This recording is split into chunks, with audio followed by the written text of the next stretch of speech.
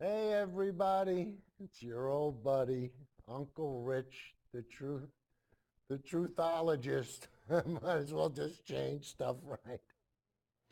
Hey guys, tonight we're gonna have some fun because a new study just came out, and that's what we're gonna more or less name the show after, because this is show number 243. Today's date is November 26, 2018, and the name of the show is The Science is Certain. And guys, you're going to say, Rich, what do you mean the science is certain?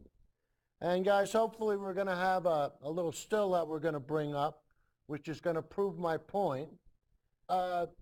Report is cited. Judy, can you go to still number 02, please? I mean 01.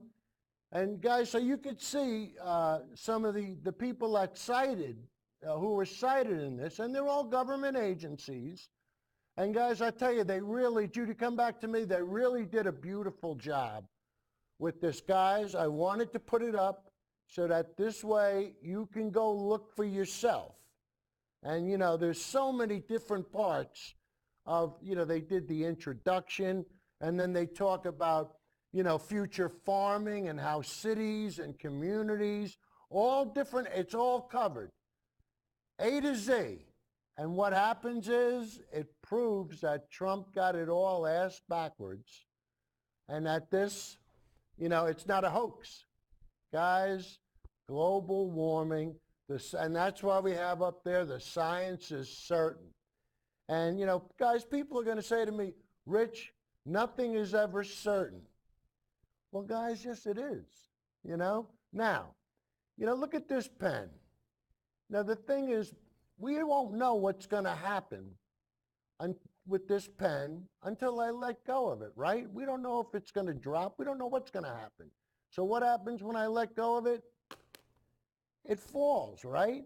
So the only thing that we can really be certain of is the likelihood. Is it more likely to fall or not? And through observation and past experience, we've learned that if we let go of something, it'll fall. Guys, and we just have to use the term most likely because we don't know what's going to happen the next time. But see, this is how scientists do things. And they do it to a certainty, but they always leave out a little bit of error. Why? And that's why we have question marks, and that's why we want to find out who's telling the truth.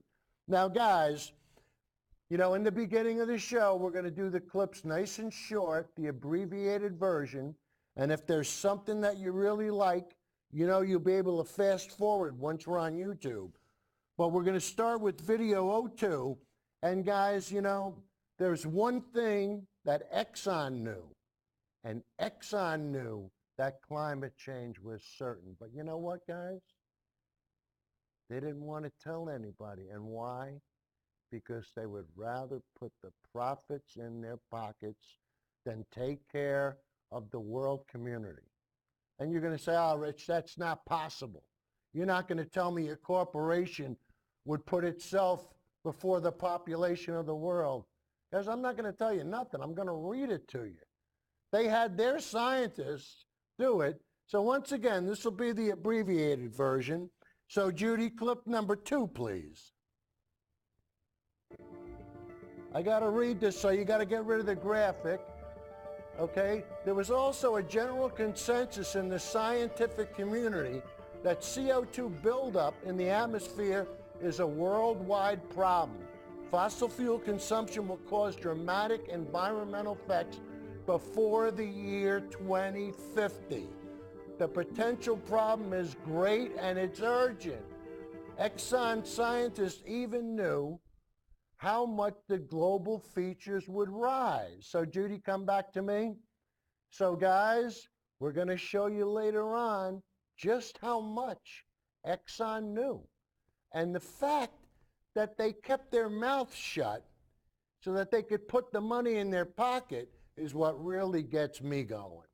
So guys, the next clip we're going to show you is the dire predictions and the actual costs of climate change. And guys, once you start to see the dollar signs, what it's going to cost to fix, then you're going to know that it's time to do something.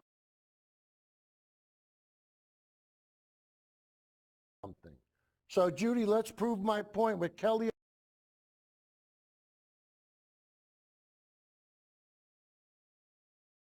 O'Donnell and clip number 03, please. 13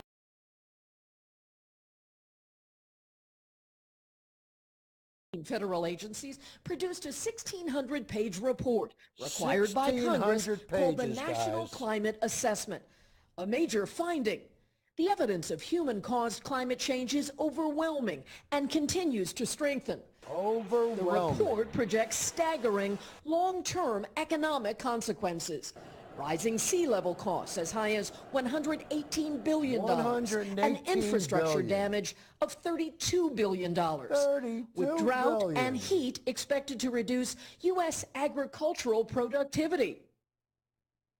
Guys, now you see a clip like that and you're going to say, well, Rich, how are you going to show it's going to decrease farming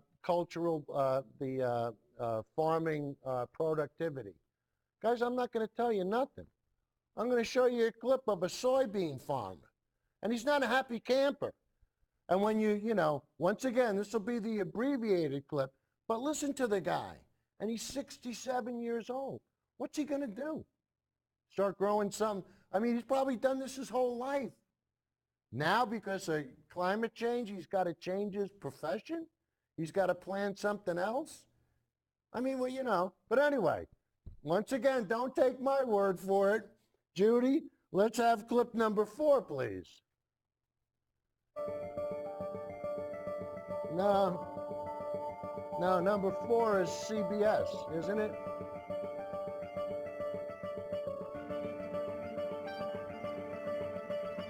Judy? Judy?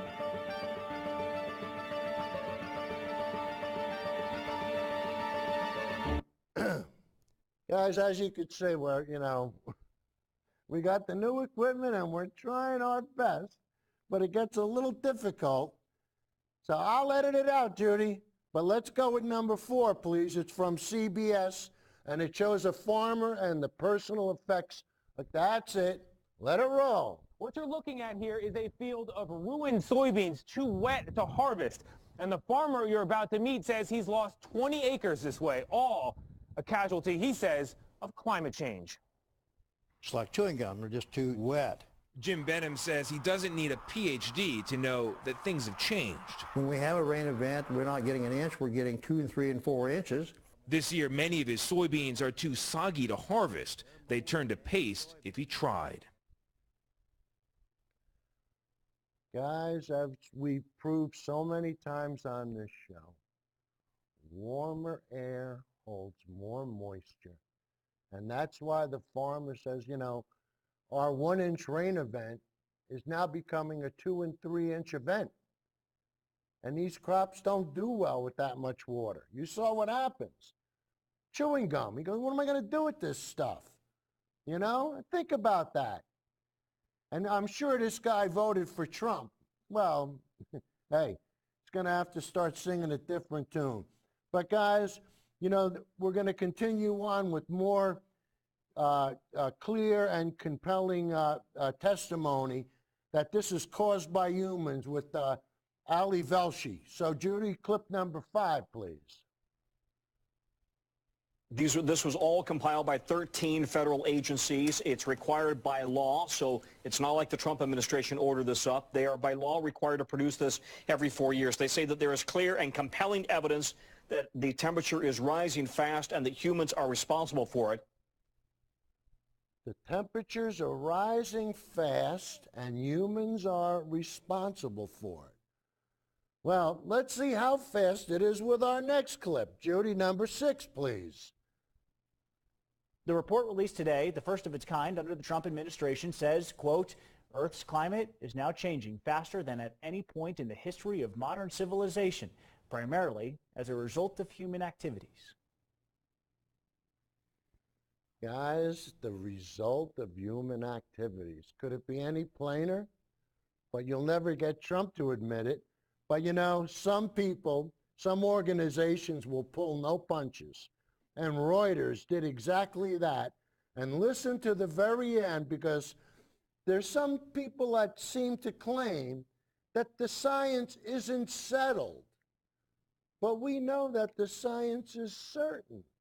So anyway, let's prove my point with clip 7. Judy, hit it. But the report is at odds with the Trump administration, Great climate. We which want has been great rolling climate. back What an environmental and idiot. climate protections to What an maximize idiot. production of domestic fossil fuels. Trump and several members of his cabinet also repeatedly cast doubt on the science of climate change, saying the causes are not yet settled. So you see, they claim it's not yet settled. And guys, if you ask the average guy on the street, or if you ask somebody like Marty Heiser or Dave Straight, is the science settled? You're going to get some candid remarks. But what we like to do is we like to have fun with the ignorant simple folk. So Judy, let's prove my point with the public perceptions and the difference between the public perceptions and the scientific agreement. With clip number 8, please. 95%. I would say 50. Half. There's a huge gap between what many of the public think about the scientific consensus and the actual 97% agreement among climate scientists. Why is there such a large consensus gap? One contributor is misinformation. The 97% figure that's thrown around, the head of the UN IPC said that number was pulled out of thin air. That 97% number, that's been debunked in several studies. So guys, why is there such a big gap? It's simple. Misinformation. You got people that watch Fox News and get everything asked backwards. Why? Because that's what Fox News wants to do. They want to promote the fossil fuel industry and nothing else. And, you know, we'll continue to have more fun, but there's somebody who's got enough sense and enough wisdom, who is willing to work politically. He's willing to work with people to try to bring them along. And I know you're gonna think this sounds far-fetched, but when you see who I'm talking about, you'll say, hey, you know what? He's got a dynamite point. So Judy, let's prove my point with one of my favorites, Bernie Sanders. Clip number 9, please. Well, John, this is what I think is significant when people minimize the takeover of the House by the Democrats. It's one thing for Republicans to, on their own, come forward. It's another thing to get a bill from the House which says, you know what, we're going to put money into wind, into solar, into sustainable energy. Are you going to vote against it? Well, maybe I won't. Maybe it's not a bad idea. So you see what he's saying, guys? He wants to bring bills forward that are so appealing that you can't say no. It's that simple. And when you see how many jobs we can create with solar and wind, and the fact that everybody will be paid better than a living wage, and they'll be able to take care of their families and themselves, and hopefully they'll have Medicare. Well, we'll play the whole clip later. But in order to get people to listen, in order to bring them along, you have to get them to respond. And fortunately, there are some Republicans that are willing to come along. And guys, this is proof. This is proof from Ben Sasse. He's willing, and listen to how carefully he uses his words, and listen to what he says, and we'll talk about it on the flip side. So Judy, number 10, please. Senator, how seriously do you take this report from the Trump administration? Well, I think it's clear that the climate is changing. I think reasonable people can differ about how much and how rapidly. But I think it's clear that it's changing, and it's clear that humans are a contributing factor. I think the real question, though, becomes what do you do about it? Because you can't legislate or regulate your way into the past. We have to innovate our way into the future. We have to and right now, you don't innovate hear a our lot of way. the people who put climate as their number one issue. You don't hear a lot of them offering constructive, innovative solutions for the future. It's usually just a lot of alarmism. But I think the report is important, and it shows that the climate is changing. Guys, it's simple. We have to innovate our way into the future. And what does that mean? That's going to mean green energy jobs, and it's going to mean a lot of money and a lot of work, and we got a lot to do. But, you know, a lot of times when it comes to global warming and climate change, and why people get things wrong, it's because of the way they've been misled. Let's be just quite honest. There's myths, and one of the myths that's most popular is the difference between climate change and global warming. Now, the guy that's doing this clip is one of my favorites on YouTube. He's Potholder 54, and he's going to introduce himself in the beginning of the clip. But guys, this is the guy that taught me to be a real skeptic, to be specific, and to cite my sources. He's really the guy that kicked it all off. I mean, I saw a clip from him and I said, that's it. Be specific and cite your sources, and when you ask somebody to do that, you'll find out how they've been tricked and misdirected and taken advantage of. But, you know, from now on, we're not going to let anybody insult our intelligence anymore. Right, Uncle Joey? Right, Kenny Johnson?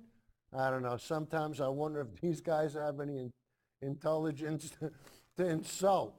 But we're going to prove our point with clip number 12. And this is my mentor. This is Potholder 54. And we're going to start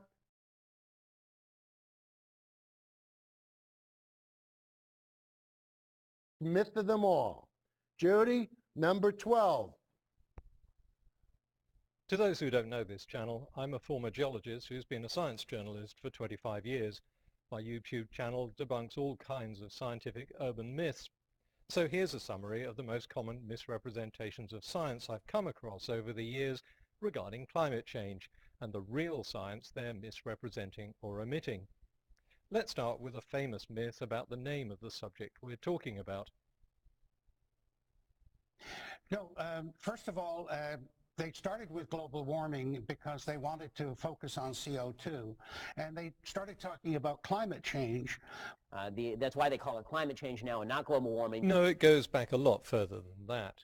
The conclusion that CO2 concentration affects global temperature 1896, was made 120 years guys. ago and confirmed Journal in the of 1930s Science. and 40s.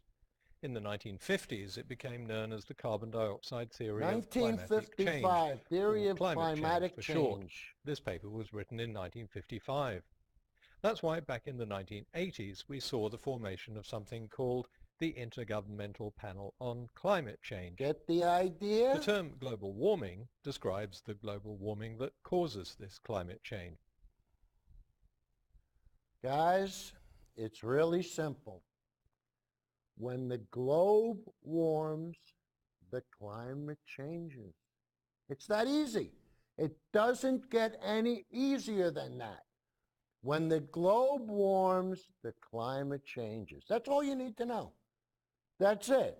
But we're going to, just to reinforce things, we're going to play you Science Denial, I think, 101, and we're going to make it real easy for you, and we're going to give you a little spot from the Weather Channel. And if you can't trust the Weather Channel, who can you trust? But let's be honest, The weather is what makes the climate, right? Isn't that part of the climate, the weather? That's what determines it, right? So let's prove our point with clip number 13. Judy? Climate Change 101. When the sun shines, it warms the earth. Got that, Joey? But greenhouse gases like CO2 and methane prevent the sun's radiation from bouncing back into space. They trap heat. So the more greenhouse gases we emit, the warmer the earth gets. And the warmer the air, the more Arctic sea ice melts. And because ice reflects sunlight while water absorbs it, even more melting occurs, leading to rising sea levels. A warmer atmosphere also holds more water vapor, which amplifies the warming. It compounds itself. Kurt, this is getting loud. Which the planet has already warmed 2 degrees since the late 19th century and is expected to warm 3.6 by the end of the century. Any questions? So Judy, come back to me. Guys, it's kind of, it's physics.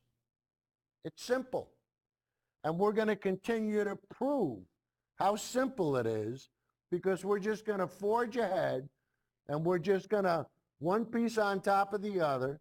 So we're going to move ahead with clip number 22. And this should be about Exxon knowing. And Kurt, I'm going to have to read this one. But guys, when you see this stuff, you're going to go, you got to be kidding me. But guys, it's all in black and white. And it's from cited sources. It's from Exxon themselves. So what more do you need to know? So Judy, number 22, please. Exxon knew it was causing climate change back in the 70s. In July 77, their senior scientist, James Black, sat down with Exxon's top executives. In a detailed slideshow, Black explained that CO2 from burning fossil fuels will potentially warming the planet at a catastrophic rate.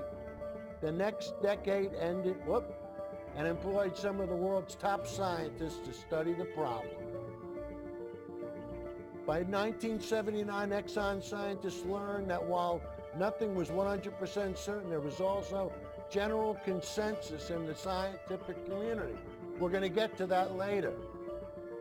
Fossil fuel consumption will cause dramatic environmental effects before the year 2050.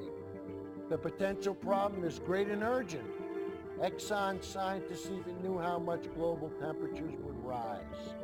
By 1982, the company had maps that might impact, how it might impact. In one scenario, ocean levels would rise 4 feet. You know, they've gone up 9 inches. Exxon's researchers even told company executives that climate change could possibly cause great irreversible harm to our planet. Exxon executives were also given the following sobering message. It's going to require major reductions in fossil fuel combustion. Such a change would put the company's entire future at risk. The next several years, the general public knew little. NASA scientist James Hansen testified before Congress, and the issue exploded in the national consciousness. Soon, lawmakers from both parties began calling for major reductions in CO2 emissions. And that's when Exxon started to cast doubt on the cause of climate change. Create doubt, that's all they want to do. Global warming theory say that higher levels of greenhouse gases, especially CO2, are causing world temperatures to rise, and that burning fossil fuels is the reason. But scientific evidence remains inconclusive as to whether human activities affect the global climate. There's simply no reason to take drastic action now. Exxon did take drastic action in the form of confusing the public from 1997 to 2016. Misinformation. The company also ran ads and editorials questioning what scientists knew. Create doubt, right guys? That's all they want to do. Share this video. Well, that's what we're doing. Yep, Exxon knew it all along, and guys, we're sharing the video. And now we gotta hope. We gotta hope that you'll do the same, you know, because the nonsense is over. It's all over. And you know, like I said, we're just gonna keep moving straight ahead. And you know, I got so involved with that, I forgot to bring up the next clip on my computer. So anyway, Judy, let's surprise myself with clip number 23, but I think it's going to be Kelly O'Donnell. Let's see if I'm right. Clip number 23. Dire new forecast, more frequent and more devastating weather crises on the horizon as average temperatures rise. 13 federal agencies produced a 1,600-page report required by Congress called the National Climate Assessment. A major finding: the evidence of human-caused climate change is overwhelming and continues to strengthen. The report projects staggering long-term economic consequences. Rising sea level costs as high as $118 billion and infrastructure damage of $32 billion. With drought and heat expected to reduce U.S. agricultural productivity. While President Trump gets his own close-up look at destruction from weather and fire disasters, his policies and views are at odds with the science. We do have an impact, but I don't believe the impact is nearly what some say. The holiday weekend timing of this report's release drew heat. Environmental advocates like Al Gore accuse the administration of trying to bury the assessment. House Democrats, who take control in January, pledged to tackle climate change head-on with an aggressive agenda. The White House responded the report is largely based on the most extreme scenario and argued the U.S. is leading the world in reducing carbon dioxide emissions. The president's agenda touts fossil fuels and deregulation that can increase emissions. He said seeing fire damage did not alter. Beyond the unsettling predictions, the National Climate Assessment says action is needed urgently. Among the recommendations, new investments in clean energy and even assessing prices on carbon emissions through taxes and fees. New investments in clean energy. That's what she said we need. And guys, that's what the next show is going to be about. This show, we're going to give them the old bada bing for how foolish they are. The next show, we're going to show you how much money we can make by using renewable energy. But did you see what Trump said when he was being interviewed with those two guys? Trump said, I don't believe. Mr. Trump, let me tell you something, pal. When it comes to global warming and science, we don't believe and we don't not believe. We try not to use the word. What we do is we look at the data, and the data tells us what we need to know. Global warming and climate change is not a religion. Well, I believe it to be true. I don't believe it to. No, you look at the data, and the data is conclusive. Can't argue with it. It's clear and it's compelling. It's simple. And guys, the next clip we're going to show you, once again, is what's going to start to happen personally. How global warming and climate change is going to start to affect individual communities and individual livelihoods. And I tell you, we're in for some rude awakenings, and Mother Nature is already starting to tell us. So Judy, let's prove it to everybody with clip number 24, please. Man-made climate change is already wreaking havoc on the U.S., and it will only get worse in the coming decades. The report from 13 federal agencies warns of more destructive western wildfires, longer heat waves in the southeast, and more powerful Atlantic hurricanes. It says climate change could shrink the U.S. economy by hundreds of billions of dollars by the end of the century. Tony DeCopel is at a Midwest farm already struggling with the effects. He's in Versailles, Indiana. Tony, good morning. Good morning. Well, it might seem a little bit odd to cover global warming while standing in a heavy coat, but here in the Midwest, the concern is not just about higher nobody's temperatures, going to believe but you a now. large and costly increase in precipitation. What you're looking at here is a field of ruined soybeans, too wet to harvest. And the farmer you're about to meet says he's lost 20 acres this way, all a casualty, he says, of climate change. It's like chewing gum. They're just too wet. Jim Benham says he doesn't need a PhD to know that things have changed. When we have a rain event, we're not getting an inch, we're getting 2 and 3 and 4 inches. This year, many of his soybeans are too soggy to harvest. They'd turn to paste if he tried. And what's worse, the 67-year-old farmer says all this rain isn't just bad luck. He believes it's climate change. Doesn't take a scientist to know that you got a problem. That's what I'm experiencing. And scientists agree. In the 4th National Climate Assessment issued Friday, 13 federal agencies warn climate change will reduce Midwest agricultural productivity to levels of the 1980s. Andrew Light, one of the report's editors, says evidence humans are causing climate change is undeniable. The part of the country that's going to get worse fastest is actually the Midwest, which is the breadbasket of America. The rest of the country doesn't fare much better. The report says sea levels around the U.S. have risen about 9 inches.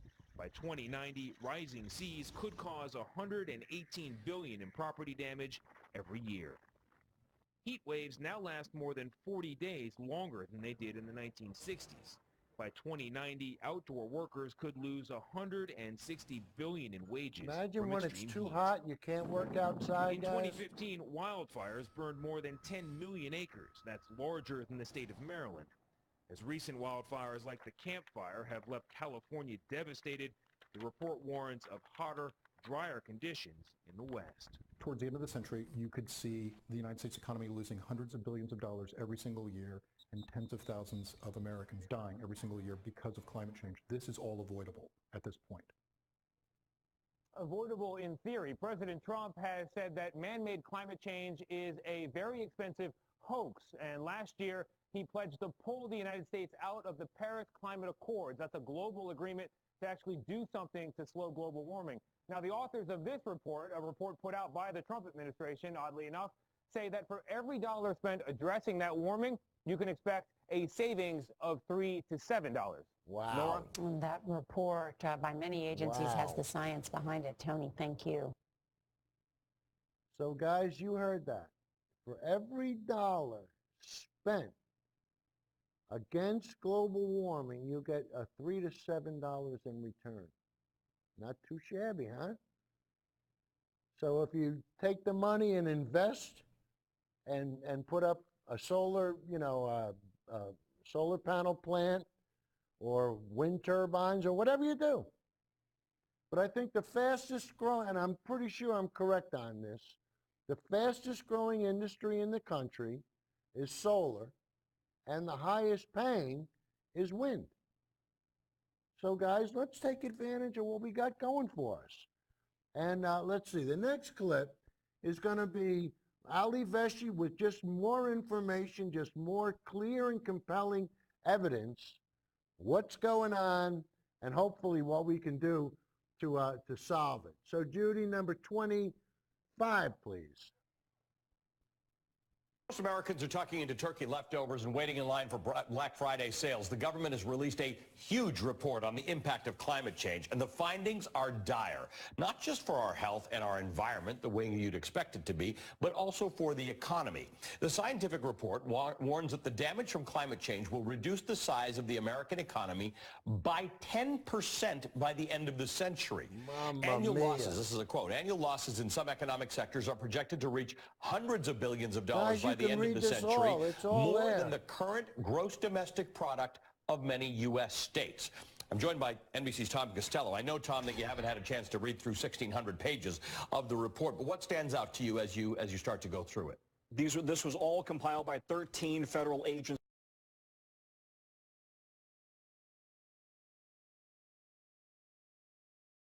It's required by law, so it's not like the Trump administration ordered this up. They are by law required to produce this every 4 years. They say that there is clear and compelling evidence that the temperature is rising fast and that humans are responsible for it. The real-time evidence that the scientists point to include the devastating fires in California and the Smoky Mountains, the horrific hurricanes and tsunamis we've seen. Scientists are pointing to more frequent and intense extreme weather that will, they say, damage the health of the environment, human health, and the infrastructure. Agricultural productivity and fisheries could be hit very, very hard. They argue this is primarily a man-made catastrophe caused by greenhouse gases, rising oceans, melting ice, erosion, all of the effects. And they expect cold weather-related deaths to decrease, heat-related deaths to increase, everything from drought to insect-causing diseases like Lyme disease, Zika, West Nile, all of that laid out. But I would make this point. I know you want to go there. This report really contradicts President Trump's belief on global climate change. He has argued that it's a hoax. The words right out of my mouth. He's argued it's a hoax. He's called for more coal and oil and gas production. These scientists say it is clear and compelling evidence that this is a real emergency. Yeah, I don't get into the politics of whether people call it climate change or global warming. The reason climate change is clear is because Donald Trump tweeted the other day about global warming. It's really cold weather. He said brutal and extended cold blast could shatter all records. Whatever happened to global warming? What a way to insult the danger, of course, when the President of the United States says that, people start to believe that if it's not just hot, then there's no global warming. Global warming gives us extremes on all sides and, as you said, health effects. Voila, that's exactly the point I was going to make. I've talked to scientists about this for 20 years, and I'd say, how could we have such a cold, specific period of weeks in December? And they will make the point, we generally don't call it global warming as much as we call it climate change, because, yes, there is that cumulative effect of global warming, but climate change affects all of us in so many different ways in terms of the ferociousness of the storms rolling out of the Pacific and what we've seen in the Gulf of Mexico. All of that has real dire consequences for the overall environmental health of the country and the world. And when they're talking about the U.S. having to take a 10% economic hit because of the impact on climate change, that becomes very significant. Tom, everybody who watches this show knows that I'm a big fan of yours, but you're one of the only people we can count on to summarize a 1,600-page report. Speed reading. I had to take it when I was in 7th grade, and I nailed it, man. You're good. Thanks, buddy. Tom Costello. Guys, one of the problems is the insurance companies can't keep up with the losses. So when the insurance companies can't cover their losses, what do they have to do? Increase their premiums, right? So guess who's going to pay for this nonsense? You got it. You got it. It's going to be me and you. But you know what? Not only is the fact that the globe is warming, but it's the speed at which it's happening. And that's what's really throwing everybody a curveball. And this is from a smaller TV station, but I wanted to try to get everybody involved. So, Judy, let's have clip number 26, please. The U.S. government released its 4th National Climate Assessment today. The nation's top scientists from 13 different agencies prepare it every 4 years. Congress mandated the report in the 80s. The report released today, the first of its kind under the Trump administration, says, quote, Earth's climate is now changing faster than at any point in the history of modern civilization, primarily as a result of human activities. It's the first time the report has focused solely on the United States. The last few years have easily broken records for damaging weather, $400 billion worth of damage since 2015. Climate change, researchers estimate, could deliver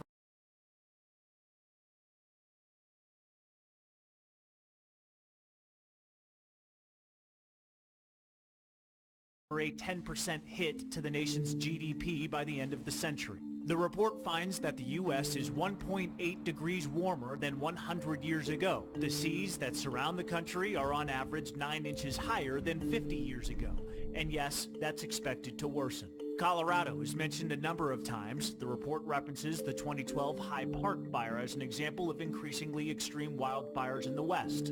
That fire caused air quality to be 7 times worse than average in Fort Collins.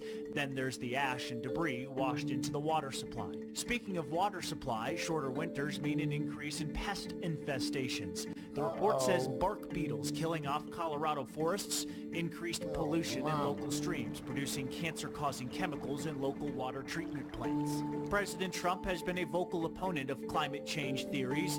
Keep in mind, this report, released on Black Friday, is required by Congress. The president rolled back Obama-era environmental regulations, and he pulled the nation from the Paris Climate Accord.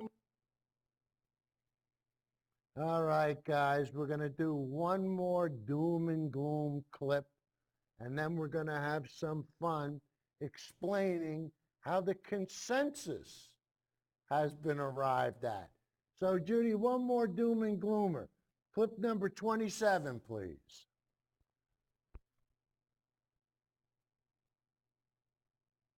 There you go.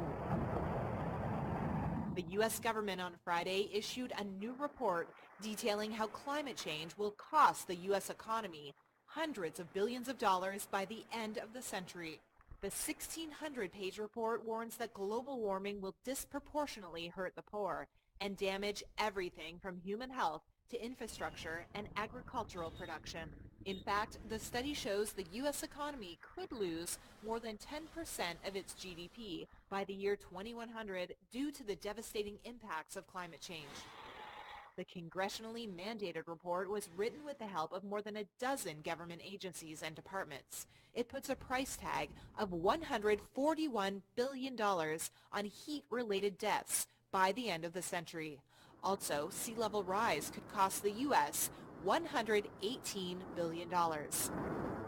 Friday's report supplements a study issued last year that concluded humans are the main driver of global warming. It also suggests projections of further damage could change if greenhouse gas emissions are sharply curbed. But the report is at odds with the Trump administration, which has been rolling back environmental and climate protections to maximize production of domestic fossil fuels. Trump and several members of his cabinet also repeatedly cast doubt on the science of climate change, saying the causes are not yet settled. Once again, they refuse to be honest. You know, the science couldn't be any more settled. It's that simple. It's that simple. And the next clip we're going to play here is going to show you how the 97% consensus was arrived at. And guys, you know, a 97% consensus in almost anything is virtually unheard of. I mean, think about it. That means that only 3% of the climate scientists that are publishing peer-reviewed material disagree with the fact that the globe is warming. Only 3%. Now think about that numerically. If somebody told you you had a 3% chance, you'd have to be like the guy on Dumb and Dumber. You mean I got a chance, don't you? But guys, let's have some fun and let's understand the idea behind the 97% consensus. And this is from the University of Queensland with John Cook. And believe it or not, guys, they had an online climate change denial course, Denial 101, that I took, a few years ago. I thought it was great. Really, they taught me a lot, I tell you. So let's hope that we can teach you a lot with this next clip. So Judy, clip number 28, please. Percent of scientists, including, by the way, some who originally disputed the data, have now put that to rest. They've acknowledged the planet is warming and human activity is contributing to it. A survey of thousands of scientific papers that took a position on climate change found that 97% endorsed the position that humans are causing global warming. Some 97% of scientists who have written in peer-reviewed journals say the following: climate change is real, it is significantly caused by human activity. 97% of scientists the world over have said that climate change is urgent and man-made and must be addressed. The whole world agrees. For over a decade, study after study has found that 97% Kurt, can I get a of little publishing volume? climate scientists agree that humans are causing global warming. But what do the general public think? I'm here at the Brisbane City Mall to find out. What percentage of climate scientists do you think agree that humans are causing global warming? 95%? 95. 75%, I think. 80%, yeah? 85? Would you like to know who was closer then? I think I was closer. 100%. Between 5 and 10%? Not a lot. Oh, hang on, sorry, other way around. 95%, but split 50-50. I would say 80%. 95%. I would say 50. There's a huge gap between what many of the public think about the scientific consensus and the actual 97% agreement among climate scientists. Why is there such a large consensus gap? One contributor is misinformation. The 97% figure that's thrown around, the head of the UN IPC said that number was pulled out of thin air. That 97% number, that's been debunked in several studies. This 97% is essentially pulled from thin air. The stat about the 97% of scientists is based on one discredited study. 97% of all scientists believe... Is this a bogus number? It's so not a bogus It's so a bogus. Okay, yours is, mine is, yours is, mine. From clips like this, you'd think there's a vigorous debate about whether scientists agree that humans are causing global warming. We're often exposed to contradictory messages in the media. How do we see through the misinformation and get to the truth about consensus? I joined with scientists who authored 7 of the key studies into the consensus on climate change. When we look collectively at the wide range of consensus studies, we found that the expert scientific consensus on human-caused global warming is between 90 to 100%. The higher the expertise in climate science, the stronger the agreement on human-caused global warming. When you get to climate scientists who have published peer-reviewed climate research, there's 97% agreement. But the fact that consensus gets stronger with higher expertise is exploited by those looking to cast doubt on the consensus. They do this by selecting groups of scientists that have lower expertise in climate science to get a lower level of scientific agreement and argue that there's no consensus. Using non-experts to cast doubt on the expert consensus is a key characteristic of science denial known as the appeal to fake experts. This approach was employed by Richard Toll in a comment criticising the 97% consensus. Toll misrepresented a number of consensus studies portraying non-expert groups as representative of the expert consensus. The scientists who authored those studies were none too happy with how their research was misrepresented. But on the positive side, Toll's misrepresentation of all those studies brought the authors of 7 key studies together to publish a full view on the scientific consensus on climate change. Our paper established a consensus on the consensus, being between 90 to 100% expert agreement on human-caused global warming, with a number of studies finding 97% consensus. The University of Queensland. See that, guys? Guys, I think you can still take the course if you want. I'm not sure. But you know, what they rely on is experts. And published works, published peer-reviewed works from experts. And guys, you know, like I told you a while back, I'll never forget, I talked to my buddy who was chief of police. Not going to tell you what town. Chief of police. And I told him, I said, well, you know, the experts agree. And he says, Rich, I don't care what the experts say. And I'm saying to myself, wait a minute. You don't care what the experts agree on? I mean, you're starting to scare me now.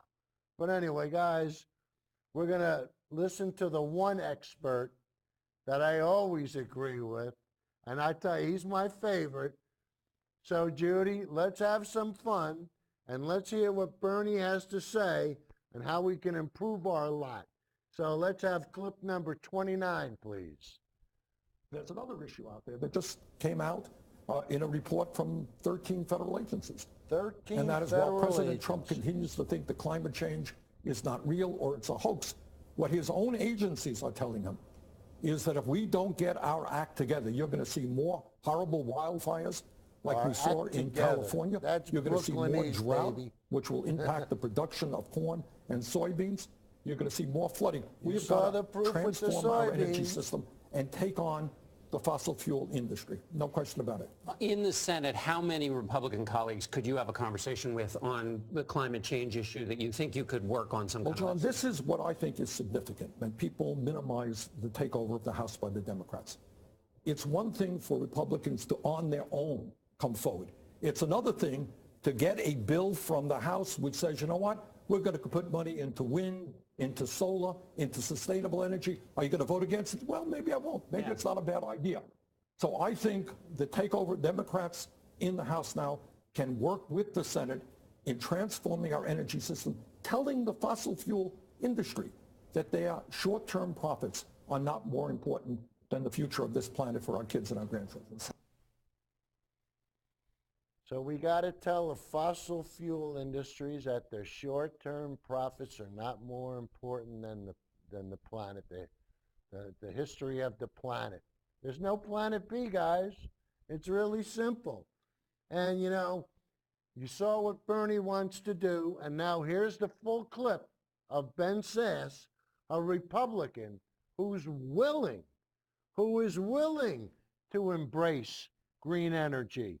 And he's willing to move forward with this.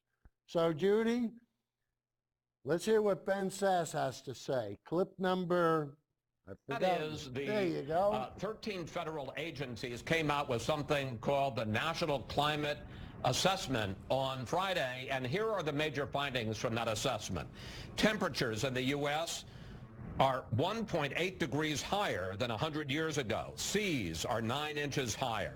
Heat waves, hurricanes, and wildfires are much worse, and climate change could cut our GDP by 10% by 2100 if there are no changes. Senator, how seriously do you take this report from the Trump administration? Well, I think it's clear that the climate is changing. I think reasonable people can differ about how much and how rapidly.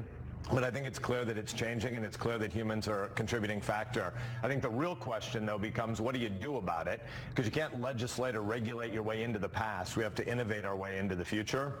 And right now, you don't hear a lot of the people who put climate as their #1 issue. You don't hear a lot of them offering constructive, innovative solutions for the future. It's usually just a lot of alarmism. But I think the report is important, and it shows that the climate is changing. But, for instance, you oppose what you call EPA overreach, including President Obama's climate change plan. According to the report, rolling that back, which would limit greenhouse gas emissions, is exactly the wrong approach.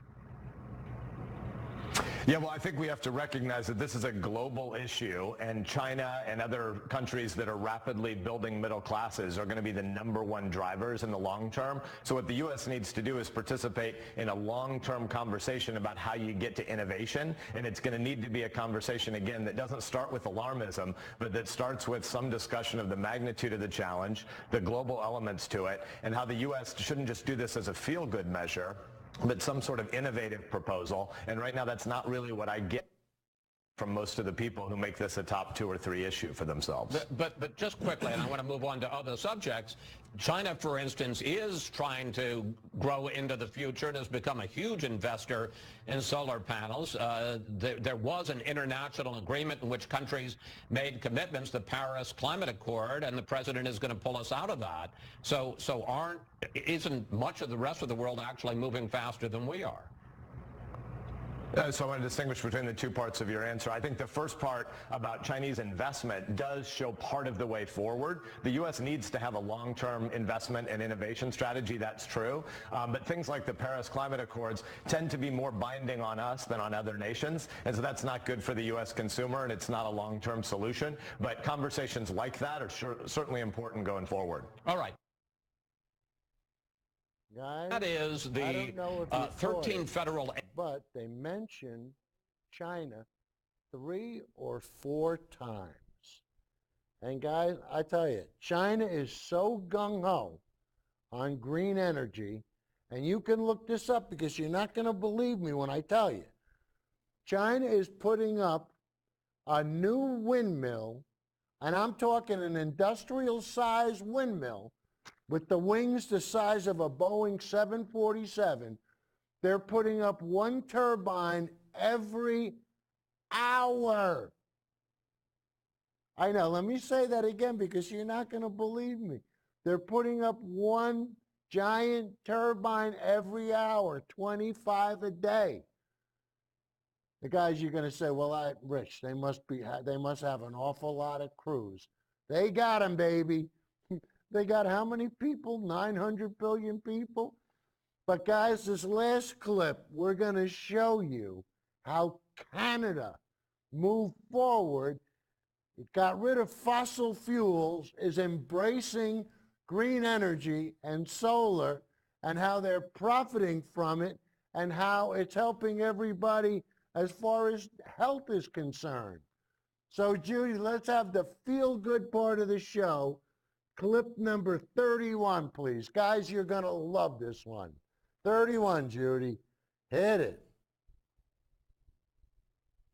A massive coal plant has done the unthinkable. It's gone fully renewable. What? The Nightankoke tribe, well, that was their power plant, and there it ain't. They knocked it down to make way for 200,000 panel solar plant. Look at that, guys, huh? It saved the province $4 billion a year in healthcare costs. It's part of a larger Canadian push by reinvesting in renewable energy and putting a price on carbon.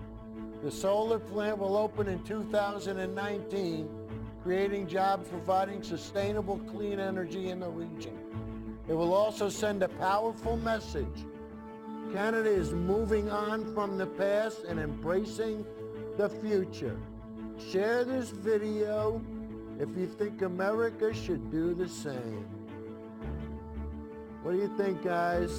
They're sending a message, aren't they? Look at that. That's the second one from this year's projects. And there's the sources, the one thing I always claim are so important. All right, so you're going to run the credits now? All right, guys. It was a lot of fun. We're really getting there. I want to thank Judy. I want to thank Kurt. Thank Candy. And thank Marco for his dynamite pizza. He really hooked us up. So, guys, things are running nice and smooth. Everybody's happy, I hope. Hey, is everybody happy out there? Uh-oh, I think they went home already. I guess they're happy. All right, guys. Hey, were we on Facebook?